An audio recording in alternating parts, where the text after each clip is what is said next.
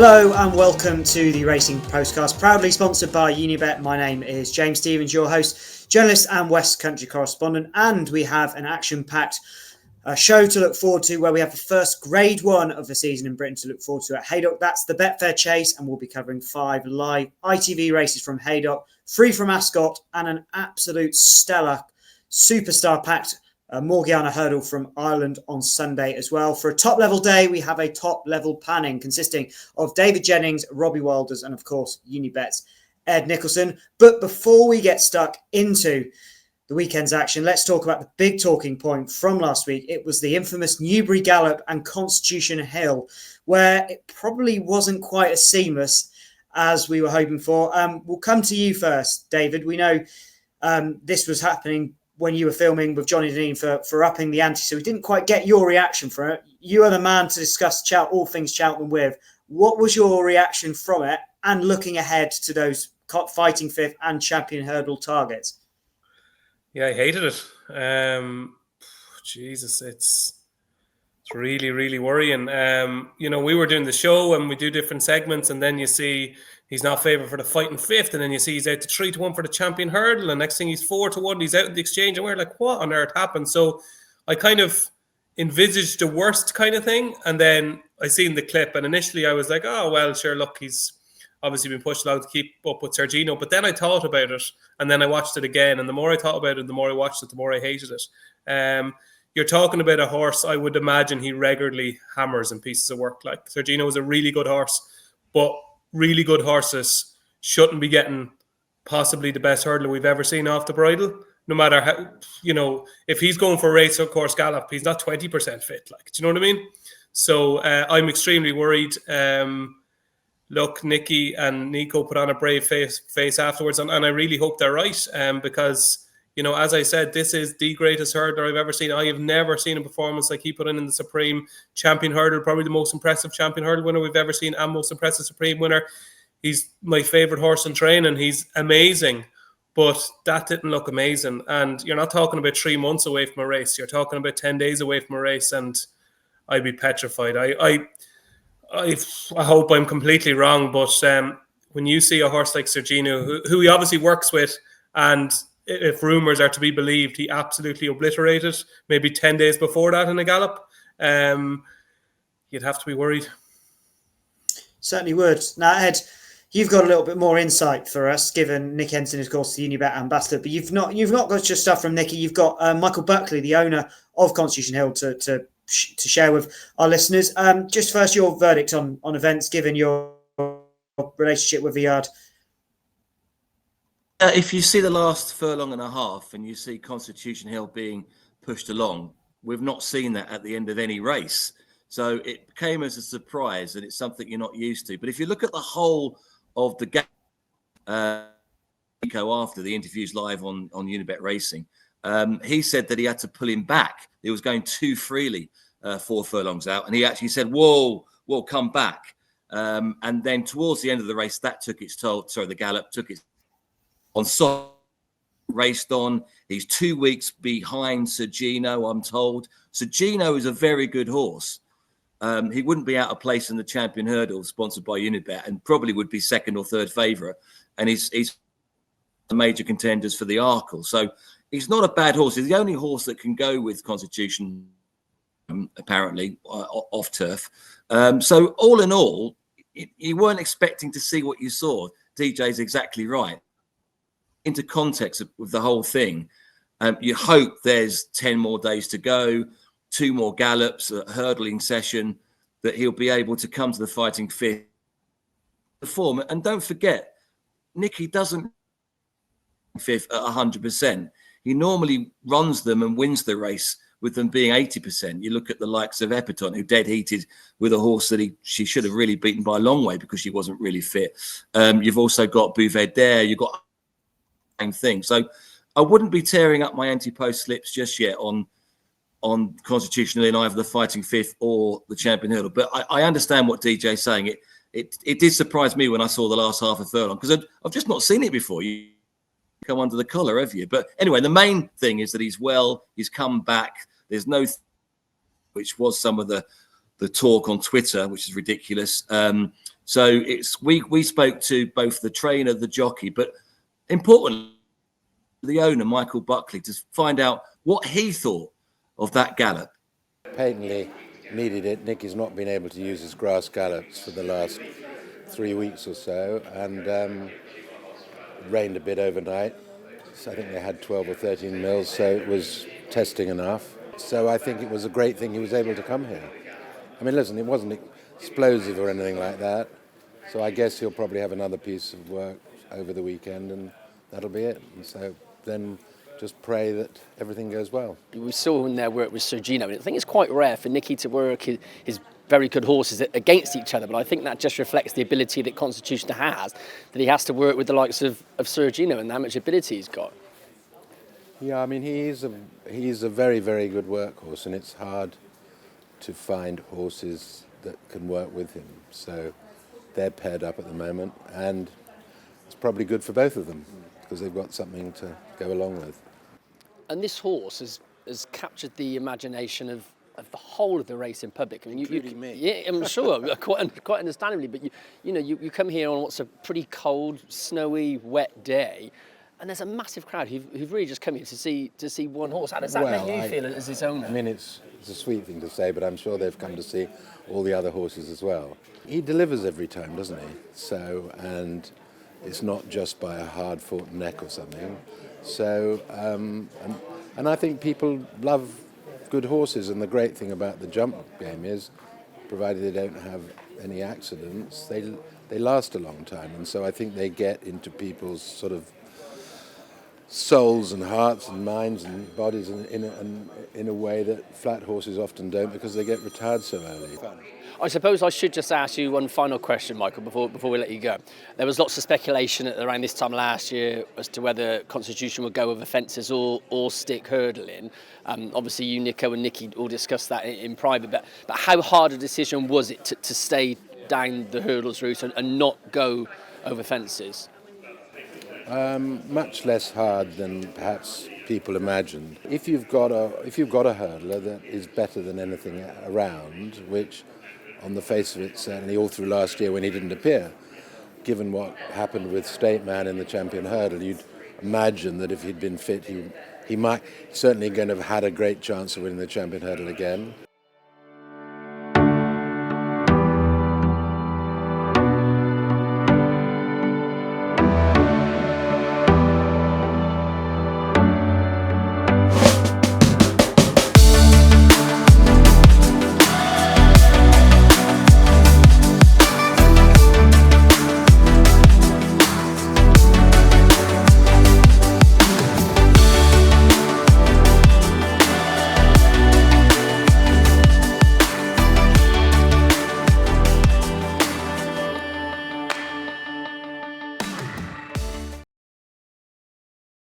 Right, and before we kick off with what the panel liked throughout the week, worth saying it is Safer Gambling Week, a week where everyone is encouraged to just have a look back, reflect on their own gambling habits, have a look at what they might be doing, and of course learn from all the great content that's being posted around. Ed, I know Unibet are key supporters of this. Just give her a flavour of what Unibet are doing to support Safe Gambling Week.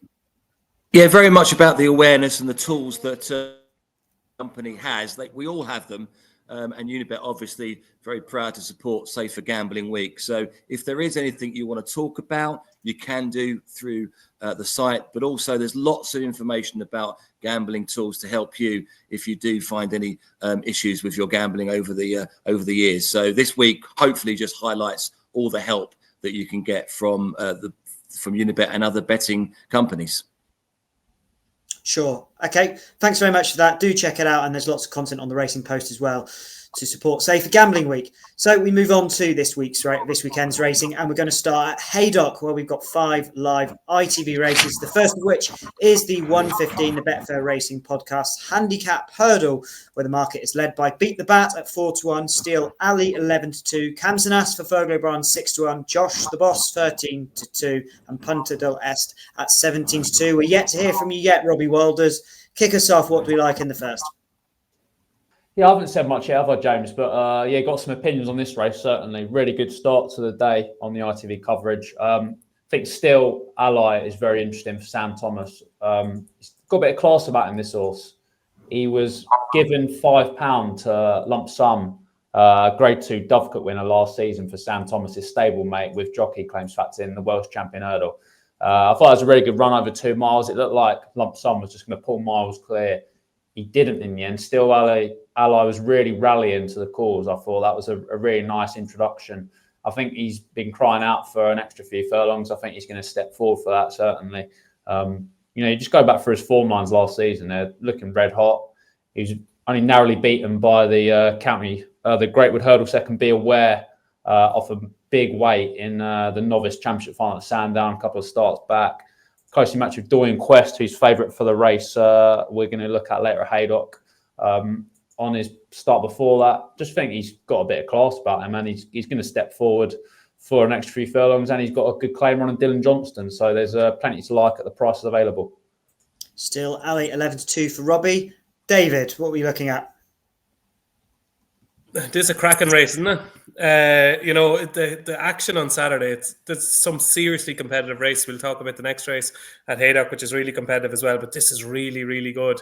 I thought at the prices, I thought Punch de Leicester definitely had a chance. Will come on a ton, you'd imagine, for that reappearance at Carlisle, where he travelled beautifully through the race and everything, just looked to be going swimmingly. And I'd say it was just race fitness was caught him out, but Beat the Bat is starting the season off 123, and I'd say 123 is quite lenient, or 132, should I say, is quite lenient for Beat the Bat. He's got that form with Dice Ardinos. You can say it was let down last Sunday, but it's still strong form. Has beaten Welcome to Castres, has finished second to Mazzaccio. All that form, I think, when you tie it in, even the Golden Ace stuff back at Wincanton a couple of Christmases ago, he just strikes me as a well-handicapped horse starting the season, one that could get to the mid-140s maybe. And Harry Fry won this race with Black Mischief a couple of years ago. He's favourite, but I think he deserves to be favourite. And I'm just a little bit surprised. I thought 9-2, this 9-2 I think is the industry best. I think that's probably too big. So a pretty boring start, but I'm with Beat the Bat. Good man. On to Ed. Yeah, said really, so I won't talk too much, but I thought Steel Alley had a good chance. He's only had 6 runs over hurdle, still improving. Important. They've all been declared on good ground, but I'm being told by my spies in North England it's going to be soft on the day. So that could be interesting. This horse has got form on softer ground, but around about 8-1, I thought he was a really good bet. Obviously ran well last time out. Everything Robbie said, really, I think he's got a really decent chance here. Robbie and Ed teaming up with Steel Alley. On to the Betfair Exchange Graduation Chase. As DJ teased us earlier, this is a real cracking race review to what these horses might do later in the season. Iroko 11-8, Trelawn fell when we last saw him. Well fancied at the Cheltenham Festival 3-1, Tomras 4-1, and then the mighty Hillcrest in size and in reputation at 5-1. DJ, you gave us a glimpse into this race. What do you like for it? What a race. All sorts of everything in here. Even the giant Hillcrest, who I think is probably the biggest horse I've ever seen in my life. Great to see him back, but Jesus, it's a tough ask running him in here, first run back against proper horses. So I'd say it'll be interesting to see what Hillcrest does. If he wins this, he's an absolute monster altogether, but it'll be a watch and brief. I'm all over Trelawn here. I think it's one of the best bets of the day. I hate when any season starts and you read these stable tours and you hear Grand National mentioned, I hate it. And for that reason, Iroko scares me, because when we were doing our preview show at the start of the season, the big jump off, Tom Siegel was putting up Iroko for the Grand National. I had heard about Iroko for the Grand National during the summer. Like, this Iroko Grand National stuff goes way back. It just seems to be there's one aim and one aim only, and that's the Grand National for Iroko. And yes, obviously he's, it's first run back. They'll want him thrown really well, but it's always in the back of my mind, Grand National, preserving marks, one aim, get him right in the spring. Can he be fully right for first run back if they're aiming him at one race in the middle of April? Maybe he will, and maybe I'll talk nonsense. But, he's facing a good horse here in Trelawn. I know there's £8 between them on ratings, but Trelawn, to me, never really got to show what he was made of. Now, he's an absolute monkey. Like, you just don't know what he's going to do, but he's got some really strong form, like the form tied in with Ginny's Destiny and Grey Dawning from the December meeting at Cheltenham.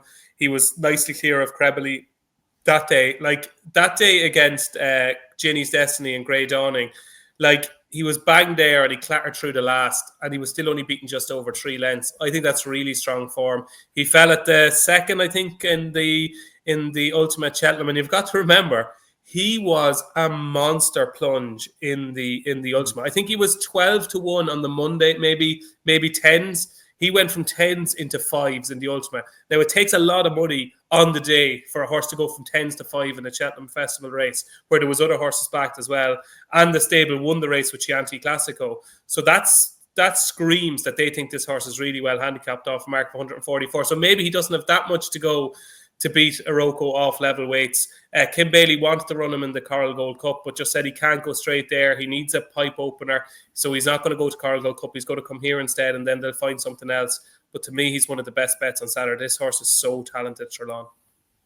Couldn't agree with you more on everything there. But yes, he is a little bit of a monkey. So we'll wait and see what goes on Saturday. Robbie?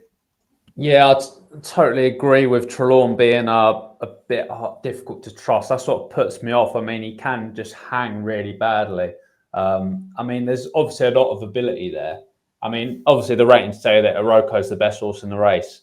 And I get the fact that, you know, DJ's worried that he's being aimed at the Grand National. I'll be worried too, but he probably wouldn't have to run up to his rating to win this. And I'm not sure a lot of these are going to be completely ready. I'd be very interested in Tamuras if it wasn't for Paul Nicholls' horses seemingly quite badly needing their returns. I think he looks quite a big price if for some reason they sort of turn around. But yeah, I think Iroko's most likely winner. I just don't really trust Trelawn, even though he's got all the talent in the world. So yeah, just about Iroko, I think. Iroko 11-8, and finally Ed. Yeah, once again, I agree with Robbie. I hope I'm not following Robbie every time because I'll just be agreeing with him. But yeah, Iroko for me. You wouldn't want to follow him in a nightclub anyway, Ed. That could get you in serious trouble if you followed Ed in a nightclub.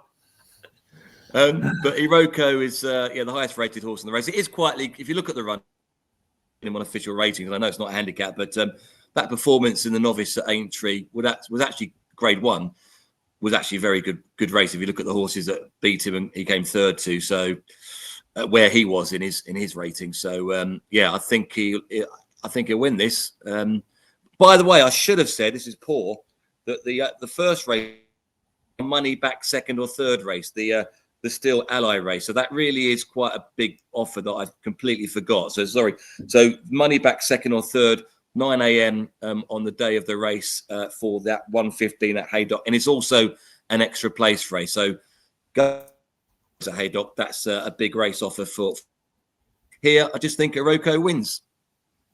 Good man. So we go on to the 2:30, the Betfair Stairs Handicap Hurdle. I mean, previously known as the Fixed Brush, this one always a competitive 3-mile handicap hurdle. The Skeltons seemed dominant in the betting for it. Doyen Quest, that impressive winner at Cheltenham last week, tops the market at 5-2. Same weight, Catch Him Derry 9-2. Shoot First, one-time favourite for the Potemps for Charles Burns 11-2.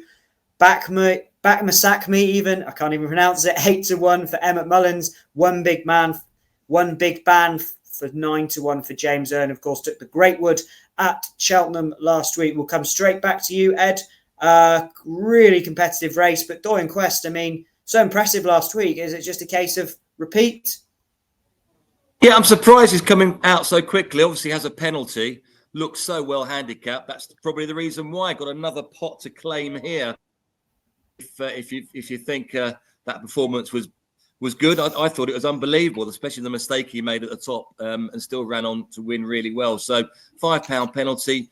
Doyen Quest looks the one for me. We are going extra places here, though, so I'll be interested what the experts think, because there might be a on the extra place offer with. Sure. Robbie, 16 runners in here. What's taking your fancy? Yeah, unlike Ed, we're not singing from the same hymn sheet here. I mean, obviously, Doyen Quest could very much win. I just don't really like taking a 3-1 shot in a 16-runner handicap. When I think there are a couple of interesting horses here. I think in this race, I'm always looking out for a sort of horse that might end up cutting it as a Grade 1 hurdler. It's been won by Paisley Park and Sam Spinner, and went on to win the long walk. Obviously, Crambo was beaten in it, a big eye catcher, and it went on to win the long walk. I think if there's one here that could be a Grade 1 hurdler, it is Kerry Hill for Ruth Jefferson. Very lightly raced, but absolutely bolted up in the River Don at Doncaster in January. He did that so easily. He was given the rest of the season off, but he would have had a hard enough race. I'm not really too put off by that. Ruth Jefferson's in pretty decent form. She's won 2 of her last 3 runners. Brian Hughes and I catching booking. I think there's a lot to like. I think if there is one horse that could just blow us apart, it is him. Kerry Hill at 10-1 for Robbie. David?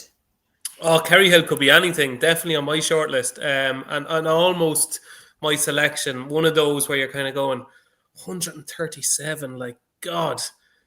You know, Kerry Hill is better than that, but there's just so many of them that are probably better than that as well. I'm going to give a shout out to one of the massive price, which was supposed to run at the November meeting at Cheltenham, but didn't show up. Phantom of the Points, number 13, for David Pipe and Jack Tudor. This horse is definitely well handicapped. Now, it's a big ask to go from, a 2-mile race at Ayr at the Scottish Grand National meeting to 3 miles on your first start back, but was nibbled at in the market ever so slightly last week. Didn't run on the Friday in the first race because the ground was too quick. It's obviously going to be much slower here.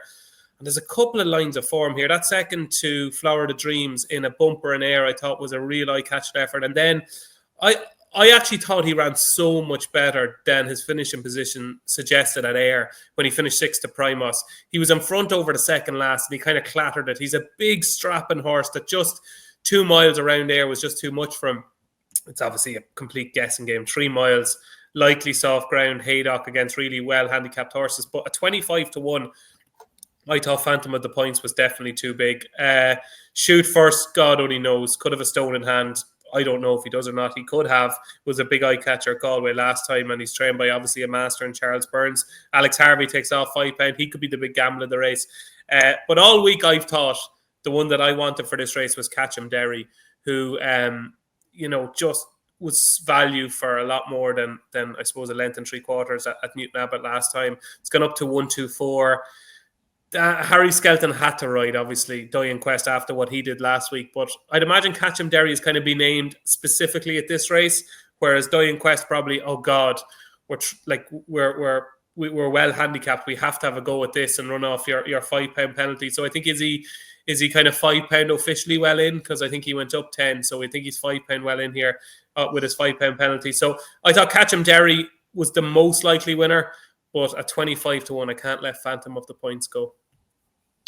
For the Pipe and Tudor combination, who've started the season so well, of course, Phantom of the Points, 22-1 with Unibet as it stands. And we move on to the big race of the day, the Betfair Chase, the first domestic Grade 1 of the season, where the market is led by Grey Dawning, Cheltenham Festival winner from last year at 2-1, defending champion Royal Pagaille at 4s, Ahoy Senor taken a different route to starting his season, of course, that eye-catching run in the Old Rowan, 11-2. Capodanno supplemented this week 9s, and Hewick for Shark Hanlon at 9s as well.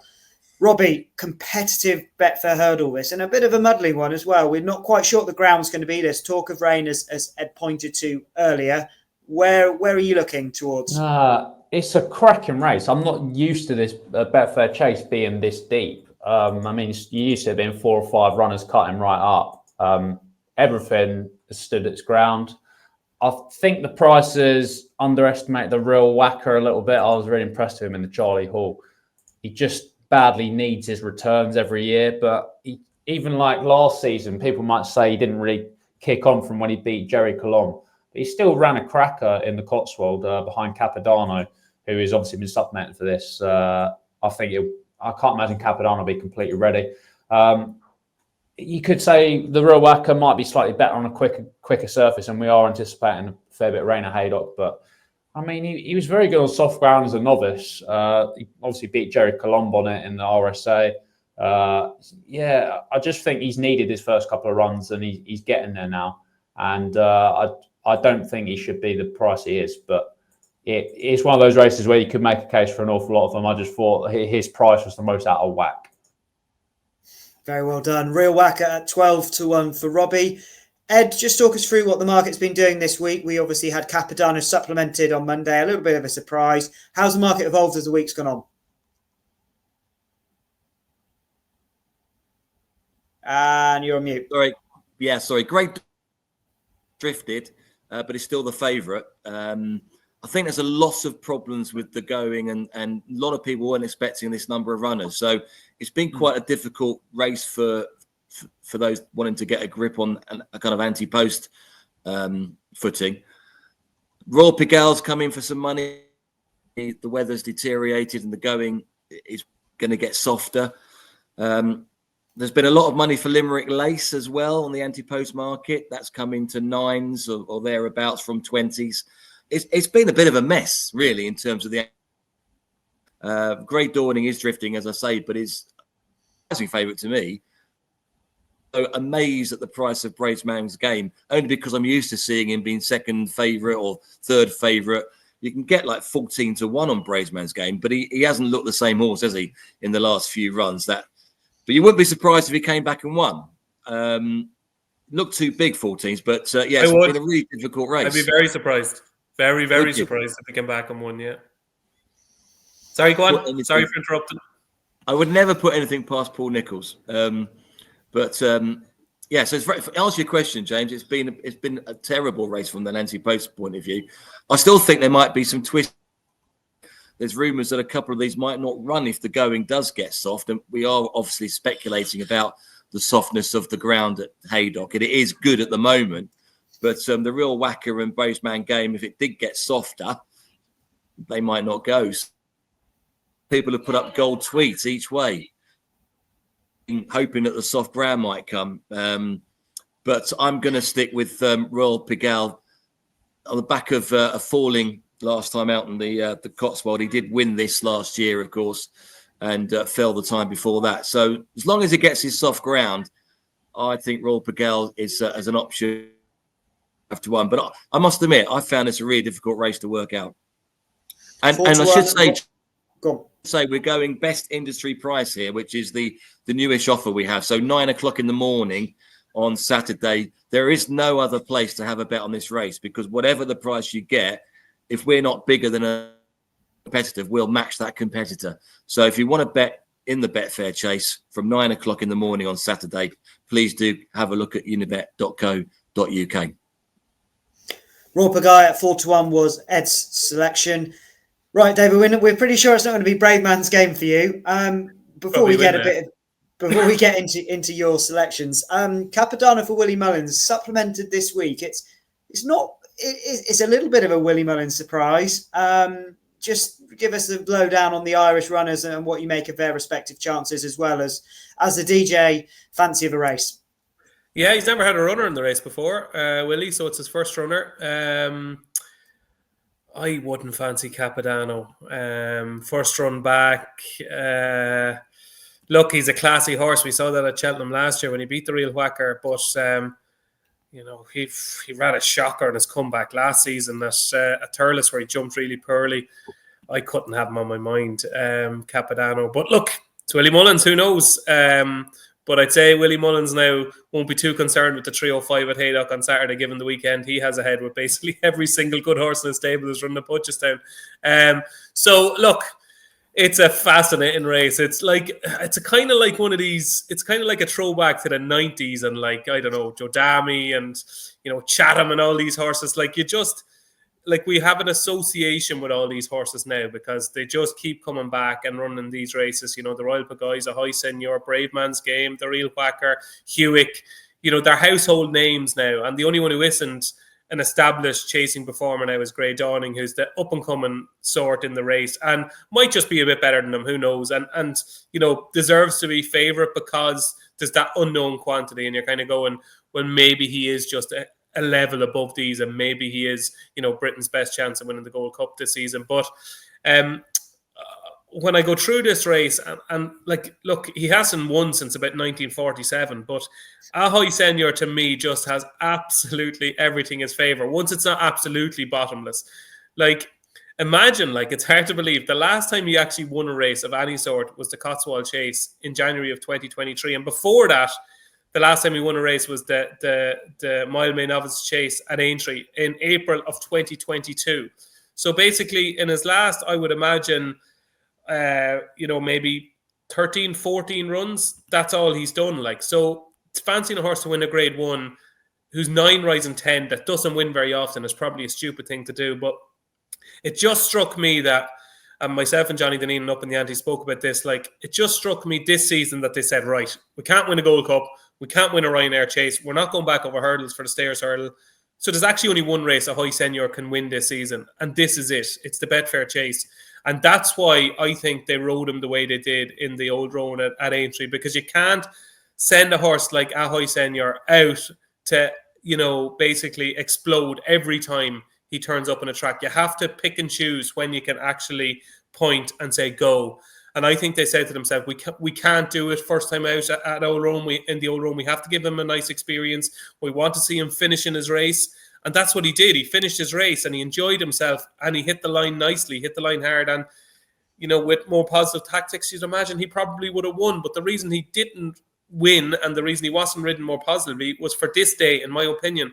And I think you'll see a high senior revert back to those positive tactics. Whether he makes the run or not, I'm not sure, but I would be shocked. You know, you'd imagine the real whacker will jump the first in front, but I'd be shocked if a high senior wasn't the first 2 or 3 over the first couple of fences and then get into a rhythm, because I think there's 3 tracks that's made for a high senior: Haydock, Newbury and Aintree, and obviously this is one of them. And I think, like, when you look through all of these and you say, right, Grey Dawning, second season novice, first start of the season. Royal Pagaille obviously won the race last season, but hasn't ran yet this season.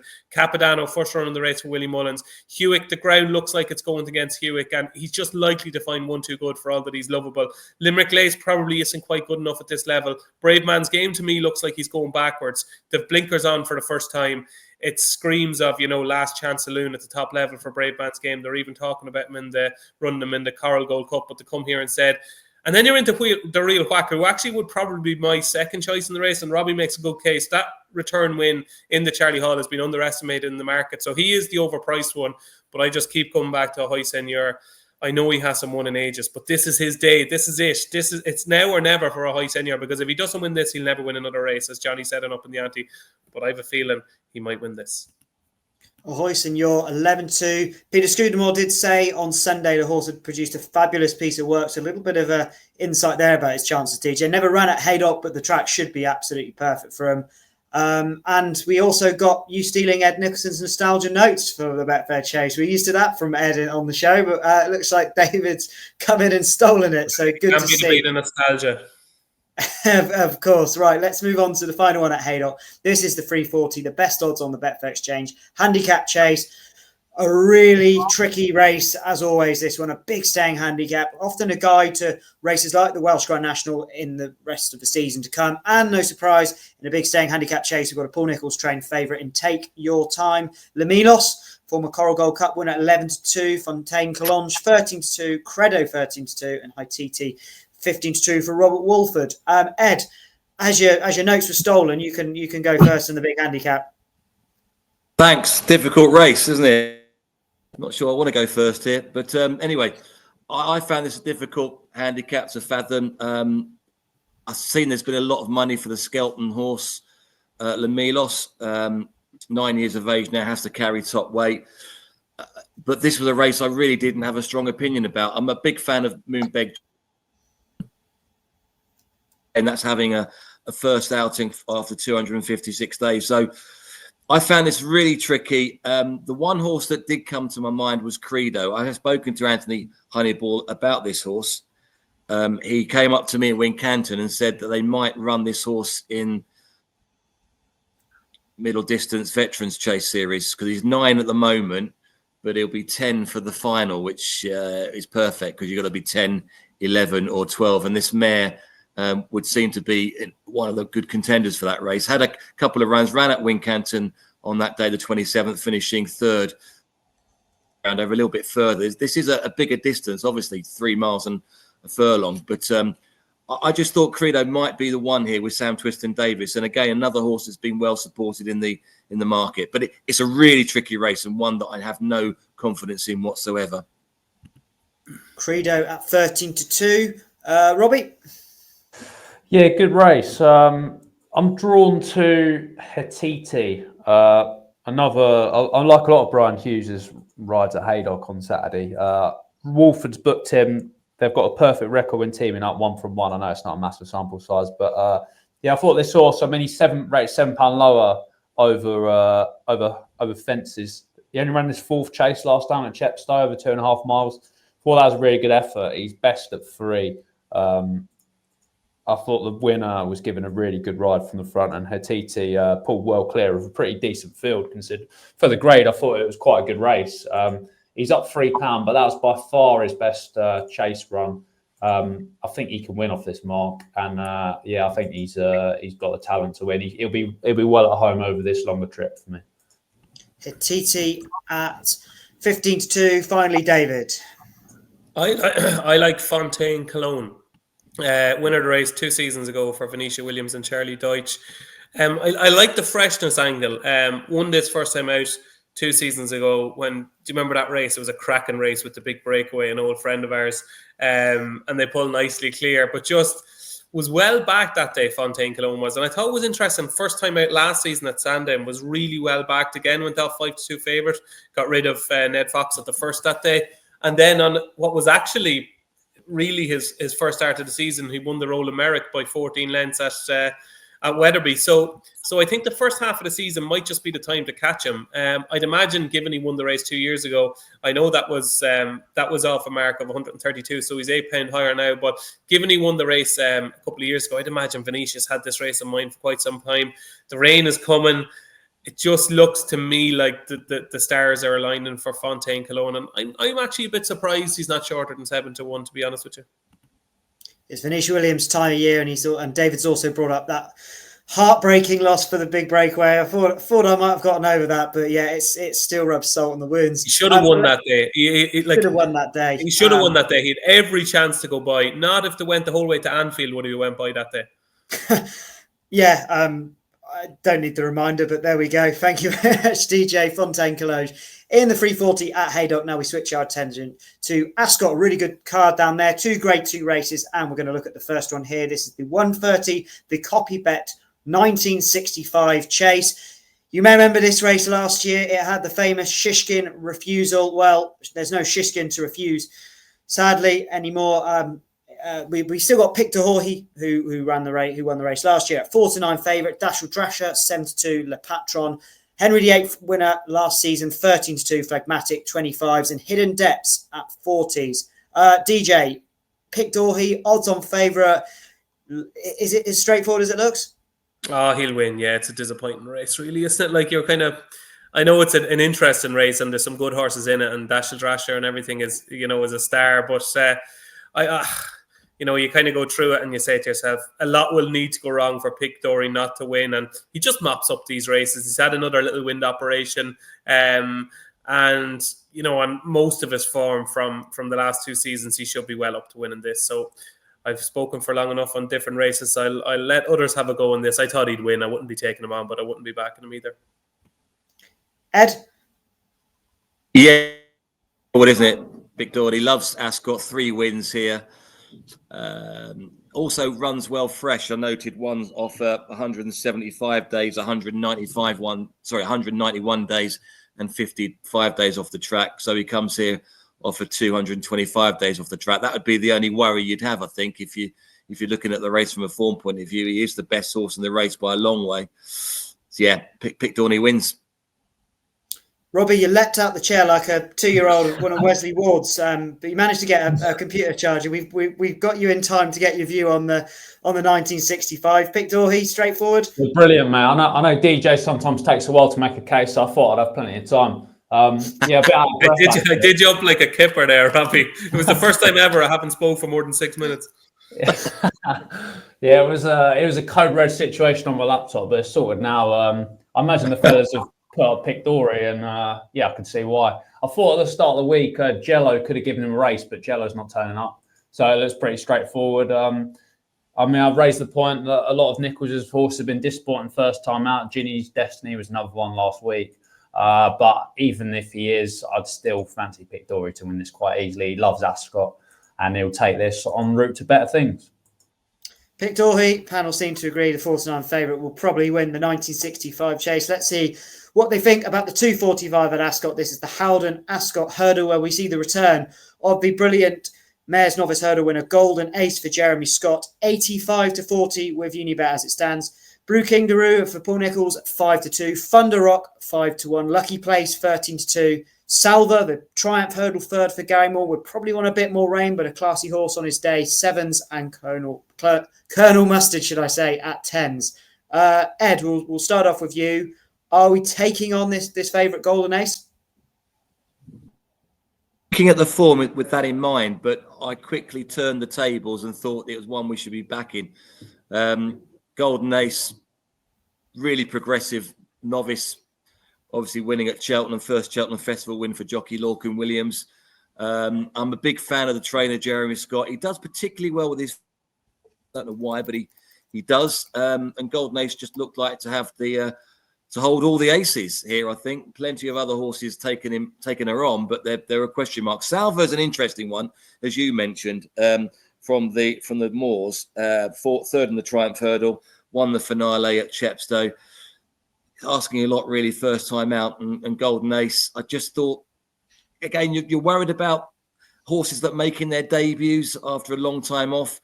The stable is always where I go to see whether they're in form when that happens. And Jeremy Scott hasn't had a winner for 27 days, but or 27 runs, but he's had a couple of seconds in his last 3 runners. So yeah, the stable are obviously okay. Golden Ace has got the form in the book. I really want her to win. I really like her, and I think she will win. Good man. 85-40 Golden Ace. Robbie? Yeah, I think Lucky Place has got a better chance than the odds imply here. I mean, he was beaten 3/4 length by Golden Ace when they met at Taunton Novice Hurdle. He was giving her a stone that day. He's going to be £10 better off. I think he was very progressive novice last season. He gave Gidley Park a real fright in that Ballymore trial, made him pull out all the stops. I thought that was a good performance. He's just got a really likeable attitude. Ran a really nice race, I thought, as well in the Coral Cup. I mean, it can be tough for a sort of British trained horse in that sort of race. I mean, he's beaten the best of Irish, apart from Ballyadam and Shan Valley Kid, but Langendown won that, obviously proved himself in Grade 1 company thereafter. I think he's a progressive hurdler. I think he's the type that could really take his form up a notch this season. So I'd rather take a fair price about Lucky Place than Golden Ace's odds, even though she probably is the one to beat, I'll have to admit. Lucky Place at 13-2 for Robbie. Finally, David. I love Golden Ace as a mare, but I thought she was far too short here. The betting has surprised me on this race all week. And Robbie made a good case for Lucky Place, who's was overpriced, still is overpriced, and until Lucky Place gets to probably about 5s, will be overpriced. So I can certainly see the case for Lucky Place. But am I right in saying, Robbie Wilders, and I could be wrong, and I'm a big fan of your work because I don't think there's too many better judges in the Racing Post, but was your horse to follow for the season Blue King Daru? Yeah, it was. It's interesting. What's going on here? Yeah, I thought he was going to go chasing, which I got wrong. He might still. I've read Nichols' stable tour. He's being aimed at the long walk hurdle. I know he won this last season and he should be better, but it's the niggling doubt with Nichols' horse needing the runs for me. Well, that's the thing that kind of is just kind of going to me. Oh God, first time out. But like here, you've got a 5-year-old who's already rated 150, and we know the way Paul Nicholls trains. They're only going to get better with time. They're only going to get better with age and experience. You've got a 5-year-old starting the season off 150, who's, as Robbie said, been aimed at the long walk if he doesn't go over fences. And, you know, he's got some cracking form. He's beaten strong leader in the Coral Hurdle, you know, and like that to me, like a repeat of his run in that, as it was Coral Hurdle last year, this race here, a repeat of that here might be good enough probably to win this, because I think he got a Racing Post rating of 149 or 150 for that. I think something like that is going to win this. He's a year older, and to do that as a 4-year-old, I know he had the run under his belt in that race that Tiger Roll won at Cheltenham once upon a time last year, but I just thought he should be favourite. And all week I'm kind of going, geez, he's still not favourite. Why is he not favourite? He should be favourite. And for that reason, I'm with Blue King Daru. Blue King Daru, and you've also checked your Racing Post colleague under the bus there, DJ. So firmly done. No, I appreciate it. I do appreciate that, because totally, I've completely jumped ship. But I'm going to have a saver on for sure, because I think he's the best horse in the race, frankly. But it's just whether he's going to badly need it. I follow all my colleagues. I know your horse to follow was Blue King de Roe. I know James Stephens was Anno Power. I don't know Ed Chamberlain's. What was your horse to follow for the season, Ed? And we still don't know if you're on mute. I couldn't tell you. I did it mute because it's just for me. No, I don't. There are quite a few horses I've got to follow. None worth talking about at this stage, I'm sure. Okay. Well, we don't know what Ed Nicholson's is, nor do we know what Ed Chamberlain's is, DJ. So we move on to Ascot. I call him Ed Chamberlain. Now, in fairness, you've been called worse, Ed. I have indeed. Compliment. Good man. Right, let's go on to the 320, the Leighton Wheeler Hurst Park Handicap Chase, the final ITV race from Saturday we're going to look at, and another tricky one where we've got a Venetia Williams trained favourite in Martador at 5-2, the Red Run winner Sun Brew at 5s, Marvel de Cesare at 13-2, Cop Mask at 7s, and Triple Trade at 15-2. We'll come back to you, Ed. What do you like here? I love this race. Always have done. It's really a race that a lot of trainers target at the beginning of the season because it's worth so much money. £100,000 raise, 52 grand to the winner. And there's a race run at Ascot at the beginning of November, which always is worth a second look when it comes to the Burn Group handicap. And the horse that finished first in that was Martador, who is favourite here, Venetia Williams. And the horse that finished third was Cop Mask. And if you look at the prices, it's kind of 5-2, 11-4 Martador, and it's kind of 8-1 Cop Mask. Cop Mask has got £5 better off for that race, and there was only 2.5 lengths between them. I originally wanted to have a look at Martador because he won very easily. He's an upwardly mobile Venetia Williams horse at a time of the year in underground conditions that they do particularly well. But with that pull and the prices, I just thought it was worth taking a chance on Cop Mask to reverse the form. And also, Martador's got a couple of things going against him. He is quite a small horse. He's got to carry 12 stone. He only carried 10 stone 8 at Ascot last time. Ned Fox is on board, although a horseman. Charlie Deutsch goes to Haydock to ride Royal Pagel. So I just thought that given a couple of negatives in my mind and the reversal in the weights, I thought Cop Mask at the price was worth a chance at 8-1 or so.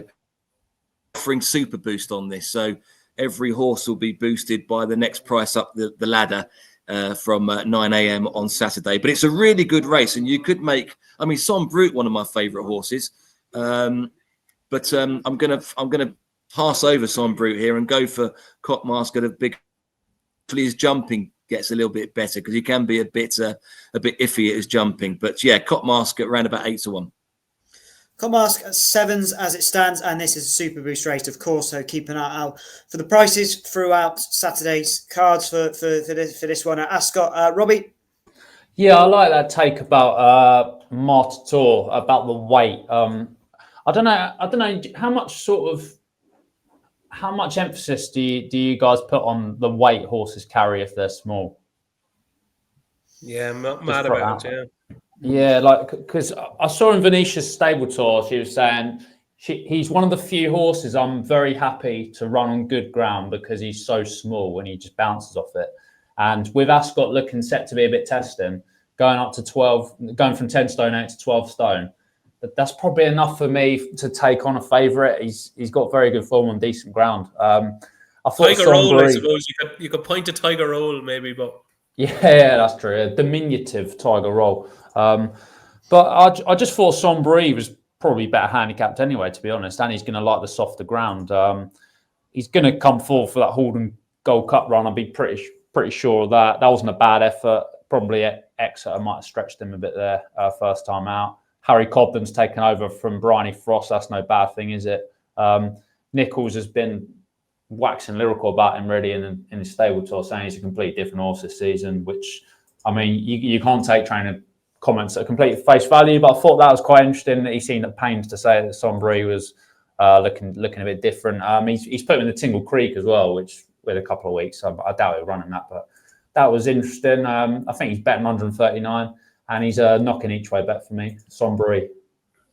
Suppose if he was to win, Robbie, they may have to look at the Tingle Creek. Looking at his rating, he wouldn't be too far off some of those who'd be in with a chance of a place at the very least. David. Yeah, I thought Ed Norton made a good point there about Copmask, to be honest with you. I'm trying to think of any other famous Eds I could call you. Copmask I thought had a big chance. I had narrowed it down to two. Copmask was one, and the other one was Frere D'Arms for Dan Skelton, and who I have to say I don't know much about, Miss Heidi Palin, who seemed to get a good tune out of Frere D'Arms on his latest start at Ascot, and just think the race could set up nicely for Frere D'Arms. I always think he seems to be kind of best at tracks like Ascot, and I thought last time there was just enough in the performance to suggest to me there could just be a kind of a one maybe shot at a big handicap for Frere D'Arms, and this could be it. The handicapper's been pretty kind and has dropped Frere D'Arms £3 for that run, and given just the way he kind of just kept on quite nicely up the home straight, I thought that was fairly lenient from the handicapper to drop Frere D'Arms down to 125. I think the key thing with Frere D'Arms, a handicap like this where they go lickety-split, is exactly what Frere D'Arms needs, and you only get that every so often in a season. He's guaranteed to get it here, and I thought around about, I think 9-1 maybe, or even if you're getting a little bit less than that, I thought that was a decent each way price, especially if we do get the 9 runner. So I'm with Frere D'Arms each way. We move on to Ireland, where we have an absolute cracking race. It's the Unibet Morgiana Hurdle at the 205 at Punchestown. No better place to start than David Jennings. It's got to be the race of the season, isn't it? Holy smoke, yeah. I thought the info Irish Racing site was just down, that there was some problem, because I was refreshing and I was like, oh God, there's 1, 2, 3, 4, 5, there's 8 runners. Oh no, it must be broke. There's something wrong. Like, obviously there's only going to be 3 or 4, like Stateman against Phil's Dudares or something. And then I kept refreshing, and then you click on Twitter and you go, whoa, they're actually all running. What is going on here?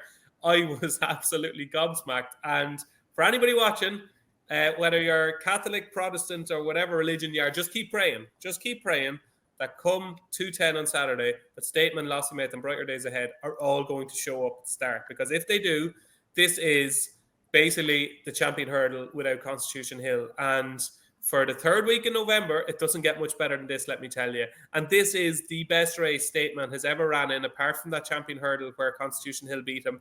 This is the best race he's ever ran in. And we're going to get such a good gauge on Stateman and how good he actually is, because they always say he underperformed when he was beaten by Constitution Hill. He has to give £7 to 2 mighty mares. Lossiemouth, I think, is now favourite for the champion hurdle, or certainly joint favourite with Constitution Hill. £7 to her is not going to be easy. £7 to a race fit Brighter Days Ahead is not going to be easy. And yet you could argue you're getting 5 to 6, 4 to 5 about Stateman, that it's the price of the century. Like, I can see all the different arguments. If somebody was to talk to me over the weekend and say they really fancy Stateman, like 5 to 6 is an incredible price, you'd say, yeah. If somebody said there's no way Stateman is going to give £7 to Lossiemouth, I'd say, yeah, you're probably right. And if somebody said Brighter Days Ahead has had the run and that race fitness is going to be crucial, I'd go, yeah, you're probably right. So really, I have no idea what is going to happen here. All I can say is you don't even need to have a bet. It's safe for gambling week. You don't need to have a bet. This is glorious. And Ed Nicholson, you must be pinching yourself that you are sponsoring one of the best hurdle races that has ever been run in Ireland. Good luck to you. Hope they all show up. Well, I just couldn't believe it when I saw the entries come through, the declarations come through, because as you quite rightly say, the race does cut up, and we have sponsored it for many years. This is the 8th year that Unibet has sponsored the Grade 1 Unibet Morgiana, and there's always a good horse in the race. We know that. It normally goes off 1 to 3, 2 to 7, 1 to 4, and sometimes they get beat by another Willie Mullins horse. But on this occasion, we've got 2 fantastic horses and 6 others that are equally good, but the 2 that I've just gone mad about is Stateman and Lossiemouth. Unibet champion hurdler against the Unibet hurdle winner. And you quite eloquently and elegantly put, you could make a case for each of them and the others. So I'm looking forward to seeing you, DJ, in Ireland, but I'm looking forward to seeing this race even more. A quick look through the betting as it stands. It's 8-11 State Man, 9-4 Lossiemouth, 4-1 Brighter Days Ahead, 18-1 Daddy Longlegs, Sir Gerard 33s, Winterfell 40s, Smooth Tom 66, and No Looking Back 125. What do we like, Robbie Walders? Yeah, I think, it's a beautiful race, but for me, only 3 horses can win it. So the way I'd be looking, the fact there's 8 runners, I just play Brighter Days Ahead each way. At those prices, she's had the run. We know State Man and Lossiemouth are going to keep coming forward. Brighter Days Ahead should be peaking quite nicely. So I think she's probably an each way bet to nothing. If you can get any better than 4-1, I think 4-1's about the limit, really. That's dirty, Robbie. That's nothing wrong with that, mate. Okay, DJ's not impressed, but it's Brighter Days Ahead at 4s. Who do you think he'll win? He makes a very valid case, in fairness to Rob. But who do you think will actually win the race, Rob? I'm a bit like you, mate. If any scenario that you can envision happening, you can sort of say that could happen. So probably State Man, but I'd rather back Brighter Days Ahead each way. Here's a question for you. If everything is travelling really well at second last and everything else is jumping really well, if Lossiemouth were to just pull away and win by 5 or 6 lengths on the bridle, what price is she for the champion hurdle? 6-4, something like that. What do you think? Shorter? That was exactly my price. I would have thought evens, given evens, the potentially. Be interesting. Yeah. So much different angles for it because if horses get beat, there's other targets and such. So a race not just to watch once, but multiple times because it's going to have so many implications on the rest of the season. Right, let's move on to our naps. Where are we looking, Ed? What is the best bet for you this weekend? At the price, fair price, around about 8-1 at time of recording. The 115 Haydock, I'm going for Steel Alley, who's got some good novice form, ran really well first time out in the Welsh National behind a stablemate, up in trip. Think everything there to run a really positive race. Steel Alley and the 115 at Haydock for Ed. Robbie? Yes, mate. Sonbury in the 320 at Ascot, the Hurst Park handicap chase. There we go. For me, it's going to be the brilliant Golden Ace in the 245 at Ascot. I think she's got loads of ability, and I think she's going to make a massive amount of improvement again this season. I don't think she's too far away from being a real hurdle contender, and hopefully she can prove it at Ascot. And finally, David, what's the nap for you? I've had a late change, transfer deadline day change here. I had originally just gone for a high senior, but then I'm like, how on earth could you ever nap a high seniors? You just can't, because he just never wins. So I've changed and I've gone with Trelawn in the 150, the graduation chase at Haydock. He's another headbagger, but I think Trelawn, if he actually is on his best behaviour and he can show his ability, I think Trelawn will beat Iroko in the 150 at Haydock. There we have it. Thank you very much, chaps, for all those selections and your time. We'll be back next Thursday at 7 p.m. for another weekend preview. Next week is the Coral Gold Cup at Newbury and, of course, that much-anticipated return of Constitution Hill, all being well in the Fighting Fifth at Newcastle. We'll have a bit more on his chances, hearing from some of his connections to look forward to, so make sure you tune in. As always, if you enjoy these shows, do make sure to rate, review and subscribe wherever you listen to us. It's Safer Gambling Week, as we mentioned on the show. Please do take a look at all the available options and all the racing content regarding this. Enjoy the racing this weekend. Goodbye, and of course, gamble responsibly.